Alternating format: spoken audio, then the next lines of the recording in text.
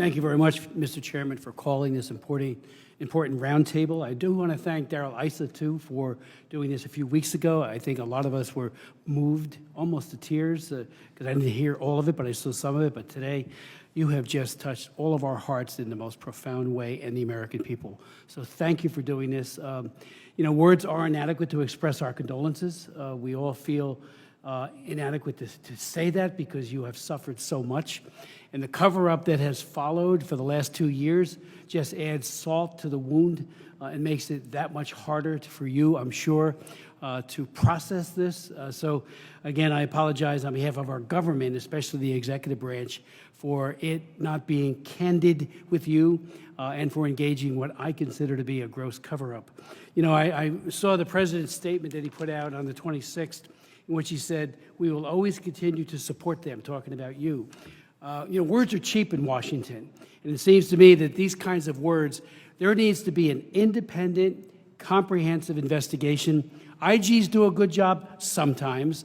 GAO does a good job most of the time, but there needs to be a truly independent investigation into all of the very valid questions you have asked and my colleagues have put forward with regards to our concerns as well. I think that the Biden, Blinken, Austin, and Milley ought to meet with you just like this, a roundtable discussion.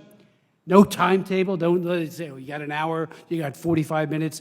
As long as it takes for you to convey to them the horror that you have faced, and of course the horror that your loved ones endured because of this.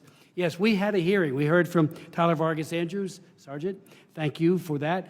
And we were all moved. He had clear line of sight, could have taken out the perpetrator of this horrible crime, and yet he could not get permission. So thank you, Sergeant, for that. And that is, it just shows such a breakdown in the chain of command. So again, my final thought would be to all of you, an independent investigation, I think that has to be done. It has to be done well. Outside people, we can't turn to the Pentagon, which unfortunately has vested interests in perpetrating myths. We need to have honesty here, and we need outside people on perhaps even a blue ribbon commission to investigate this. High-level people who know how to ask hard questions. This committee will do it. The chairman has clearly indicated that he's doing it. We're all behind him on that. But we need answers. We need it now. And for it not to happen again, hopefully, God willing, we do need next steps. So this kind of charade and this kind of spin, Greg Page spin, just ends. It's got to be the truth and nothing but the truth.